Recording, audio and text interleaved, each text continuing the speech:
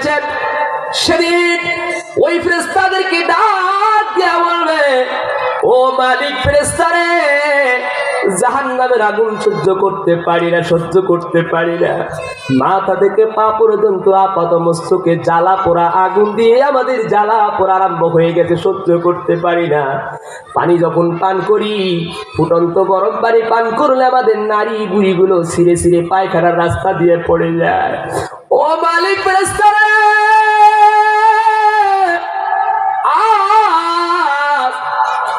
আপনার কাছে আবেদন হলো, আল্লাহর কাছে একটু বলে দেন না, আল্লাহ পাক রব্বুল আমিন যেন আমাদেরকে এই জাহান্নামের ভিতরে একটু মরণের ব্যবস্থা করে দেয়, যাতে করে আমরা মরে যাই। মরে যদি যাই, জাহান্নামের শাস্তি থেকে মাপ পেয়ে গেলাম।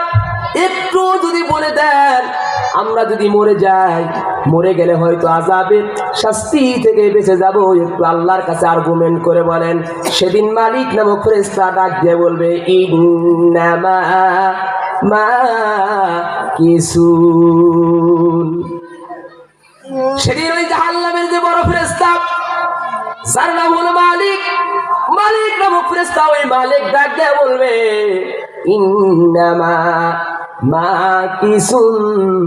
ও জাহান্নামীরা শোনো, তোমরা কি আবুল তাবুল কথা বলো, চুপ করে থাকো, চুপ করে থাকো, আর চুপ করে তোমরা জাহান্নামের শাস্তিগুলো ভোগ করতে থাকো। বলেন নাউজুবিল্লাহ।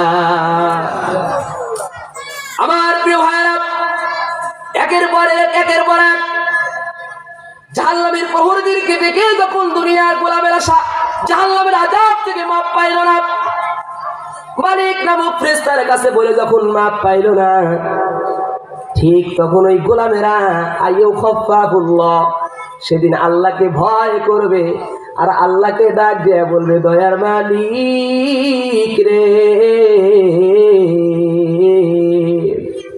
সকলেরই দরজা হইতে আল্লাহ ফিরিয়া তোমারি রোজায় রইলাম পড়িয়া। তুমি যদি মাফ না করো তোমার বান্দারে, বলো তোমার বান্দা যাবে কার কাছে, বলো তোমার বান্দা যাবে কার কাছে। আল্লাহকে ডাকবে সকল, কিন্তু এই আল্লাহকে ডাকা দরকার ছিল কোথায়? কোথায় বলেন, কোথায়? জোরে বলেন, কোথায় ডাকা দরকার ছিল? এজন্য রব্বুল আমিন বলেন, গোলামেরা, সেই সমস্ত লোক জাহান্নামে চলে যাবে, এক নাম্বার কারণ হলো তাদেরকে আমি আল্লাহ তাআলা দিয়েছিলাম লাহুম কুলুবুল লা ইয়াফকাহুনা বিহা। এক নাম্বারে তাদের হৃদয় দিয়েছিলাম, বুঝবার মতো যোগ্যতার তৌফিক দিয়েছিলাম, অথচ তারা হৃদয় দিয়ে তারা বোঝে নাই, যার কারণে তারা জাহান্নামে চলে গেল। আমার প্রিয় ভাইরা, এত কষ্টের জাহান্নামে কি আমরা কেউ যেতে চাই? জোরে বলেন, আসতে বলে যেতে চাই আমরা? জাহান্নামে যদি যেতে না চাই, আল্লাহ রাব্বুল আমিন ফরমালিটি মেন্টর করে পৃথিবীর গোলামদের জন্য নাজাত আর জান্নাতের মাধ্যম হিসাবে পৃথিবীর জমিনে আল্লাহ রাব্বুল আমিন কোরআনুল কারীম দিয়েছেন। এই কোরআনুল কারীমকে আঁকড়ে ধরে নিজের জীবনে যদি বাস্তবায়ন করতে পারেন, আল্লাহ পাক রব্বুল আমিন কোরআনের মর্যাদার উপর ভিত্তি করে আপনারা আমাদের জান্নাতের অধিকার বাড়ায় দিবেন। বলেন সুবহানাল্লাহ। পৃথিবীর জমিনে যদি আপনি ভালো কোনো কাজ করে যেতে পারেন, পৃথিবীর জমিনে যদি আপনি নেক কোনো কাজ করে যেতে পারেন, কিংবা পরবর্তী জীবনের জন্য এই দুনিয়ার জমিনে যদি আপনি বৃক্ষরোপণ করে যেতে পারেন, আল্লাহ পাক কঠিন আযাব থেকে জান্নাতের ব্যবস্থা করবেন। কেমনে একটু কথা শোনাই আমি। রাসূল করিম সাল্লাল্লাহু আলাইহি ওয়াসাল্লাম মেরাজের রজনীতে আল্লাহ পাক রব্বুল আমিন যেদিন মুহাম্মদ রাসূলুল্লাহ সাল্লাল্লাহু আলাইহি সাল্লামকে তার বাড়ি পর্যন্ত যেদিন ভ্রমণ করাইয়াছিলেন, নবীজি জান্নাত দেখেছেন, জাহান্নাম দেখেছেন। নবীজি সাল্লাল্লাহু আলাইহি সাল্লামকে বিভিন্ন জিনিস দেখানো হলো, পরিভ্রমণ করানো হলো। এর মধ্যে একটি অলৌকিক ঘটনা ঘটে গেল। অলৌকিক ঘটনাটা হলো এমন, নবীজি মুহাম্মদ রাসূলুল্লাহ একজন জান্নাতি ব্যক্তি আর একজন জাহান্নামী ব্যক্তি, দুজনের মধ্যে কথোপকথন হচ্ছে এমন একটা তিনি নিদর্শন তিনি দেখলেন। নিদর্শনটা হলো এমন, একজন জাহান্নামী ব্যক্তি জাহান্নামের মধ্যে যেখানে শাস্তি আর শাস্তি, কঠিন থেকে কঠিন শাস্তি, যেখানে তার মাথার ভিতরে লোহার হাতুড়ি দিয়া মাথা পিটায়া ভেঙে ফেলে দেয়, আবার তার মাথাটা জড়ো হয়ে যায়। শাস্তির পর শাস্তি, যেই জাহান্নামে, ওই শাস্তি দেওয়ার পরেও জাহান্নামের মধ্যে বসে বসে বসে বসে মিষ্টি মিষ্টি মিষ্টি মিষ্টি তিনি হাসে। আর একজন ব্যক্তি জান্নাতের মধ্যে বসে আছেন। জান্নাতে বলেন তো নিয়ামতের কোনো অভাব আছে? জান্নাতে নিয়ামতের অভাব আছে বলে? অসংখ্য অগণিত নিয়ামত জান্নাতের ভিতরে। রব্বুল আলামিন জান্নাত দিয়েছেন গোলামটাকে। নবীজি মিরাজের রজনীতে এই ঘটনাটা এমন ভাবে দেখলেন, জান্নাতের মধ্যে বসে বসে যেই ব্যক্তি হাসার কথা, অথচ উল্টো দেখলেন এমন, ওই জান্নাতের মধ্যে যেই ব্যক্তি বসে আছে, ওই ব্যক্তিটা জান্নাতের মধ্যে থেকে জুরজুরায়া ছোট বাচ্চার মতো কান্না করে। জান্নাত আর জাহান্নাম খুব একটা দূরে থাকবে না।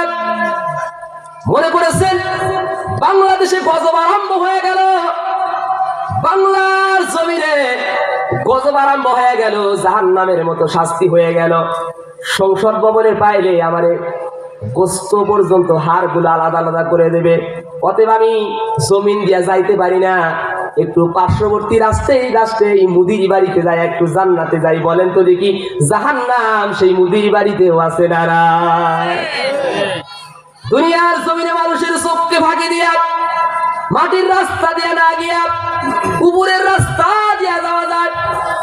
কিন্তু কিয়ামতের কঠিন মুসিবতের দিন, ভয়াবহ দিন, যেদিন মালিক ধরবে গোলাম, আল্লাহ যখন ধরবে, ইন্না বাতশা রাব্বিকা লাশাদীদ, আল্লাহ পাক বলে আমার ধরাটা বড় ধরা, শক্ত ধরা। গোলাম, আমি তোমাদেরকে ছেড়ে দিয়েছি, ফাআলুল লিমা ইউরিদ, আমি আল্লাহ তোমাদেরকে ছেড়ে দিয়েছি। মনে করেছো তোমাদেরকে ছেড়ে দেব? আমি রব ধরি না, তবে আমি আল্লাহ তাআলা যেদিন ধরবো সেদিন আর কাউকে ছাড়ি না। বলি আল্লাহু আকবার। আমার প্রিয় ভাইরা, নবীজি মুহাম্মদ রাসূলুল্লাহ ঠিক সেই জান্নাত আর জাহান্নাম, মুহাম্মদ রাসূলুল্লাহ তিনি এরকম করে পরিভ্রমণ করতে অলৌকিক ঘটনাটা হলো এমন, জান্নাতের ব্যক্তিটা জুরজুরায় কান্না করে, আর জাহান্নামের ব্যক্তিটা জাহান্নামের মধ্যে বসে থেকে কেমন জানি মিষ্টি মিষ্টি হাসে। বলেন তো দেখি, ঘটনাটা কি সোজা হলো না উল্টা হলো? কথা বলে, সোজা না উল্টা হয়ে গেল? ঘটনা যখন উল্টা হয়ে গেল, মুহাম্মদ রাসূলুল্লাহ সাল্লাল্লাহু আলাইহি ওয়াসাল্লাম সেদিন তার এই অলৌকিক ঘটনার এই ঘটনাটা পাওয়া গেছে এমনটা ক্ষুদ্র একটি বইয়ে। প্রিয় ভাইরা, জাহান্নামের মধ্যে বসে থেকে সেইখানে কান্নার কথা কিন্তু হাসতেছে। জান্নাতের মধ্যে, জান্নাতের ভিতরে যেইখানে হাসার কথা, অথচ জান্নাতের মধ্যে থেকে জুরজুরায় কান্দে। কারণ হলো কয়টা জানেন? কারণ হলো এইখানে জান্নাতি ব্যক্তি আর জাহান্নামী ব্যক্তি দুজনার মাঝে কথা শুরু হয়ে গেল। জাহান্নামী ব্যক্তি জান্নাতীকে ডাক দিয়ে বলে, জান্নাতি ভাই, সেই জান্নাতের মধ্যে বসে আছো তুমি, আল্লাহর নিয়ামতের কোনো অভাব নাই, অথচ জান্নাতের মধ্যে বসে থেকে তুমি চোখের পানি ফালায়া কান্নার আওয়াজ দাও। চোখের পানি ফালায়া তুমি কান্না করো, কারণটা কি? আর জান্নাতি ব্যক্তি জাহান্নামী ব্যক্তিকে ডাক দিয়ে বলতেছে, ও ভাইকে শোনো রে, জাহান্নামের মধ্যে কান্নার কথা হচ্ছে, তুমি সেখানে বসে মিষ্টি মিষ্টি হাসো, কারণ কি বলো? দুজন ব্যক্তি দুজনের মনের ব্যথা বলতেছেন, দুজন ব্যক্তি দুজনের ঘটনা বলতেছে এমন। জান্নাতি ব্যক্তি ডাক দিয়ে বলে, ভাই, দুনিয়ার জমিনে আমি যখন ছিলাম আল্লাহ পাকের আদেশ আর নিষেধগুলো আমি মেনে মেনে চলেছি। আমি আল্লাহ পাকের আদেশ আর নিষেধ মেনে নেওয়ার কারণে আল্লাহ পাক রব্বুল আলামিন সন্তুষ্ট হয়ে আমার জান্নাতের নিয়ামত দিয়েছে। সুবহানাল্লাহ বলে। কিন্তু আমি যখন দুনিয়া থেকে চলে এসেছি, আমার যেই সম্পদ, আমার যেই সন্তানাদি, আমার যেই পরিবার আমি দুনিয়ার জমিনে রেখে এসেছি, আমার সন্তানেরা আমার রেখে আসা সম্পদ গুলো আল্লাহর রাস্তায় ব্যয়ও করে না, তারা নামাজ পড়ে না, তারা শুধু ভিন্ন পথে, অন্যায়ের পথে সম্পদগুলো খরচ করতেছে। আল্লাহ পাক রব্বুল আলামিন তার হুকুম মানার কারণে আমাকে জান্নাতের ব্যবস্থা করে দিয়েছিলেন এবং আমি জান্নাতের নিয়ামতগুলো উপভোগ করতেছিলাম। কিন্তু যখন আমার ওই সন্তানগুলো আস্তে আস্তে করে তারা আমল করে না, আল্লাহর রাস্তায় ব্যয় করে না, ব্যয় না করার কারণে আমার ওই সন্তানদের কারণে আল্লাহ পাক মনে হয় আস্তে আস্তে করে আমার নিয়ামতগুলো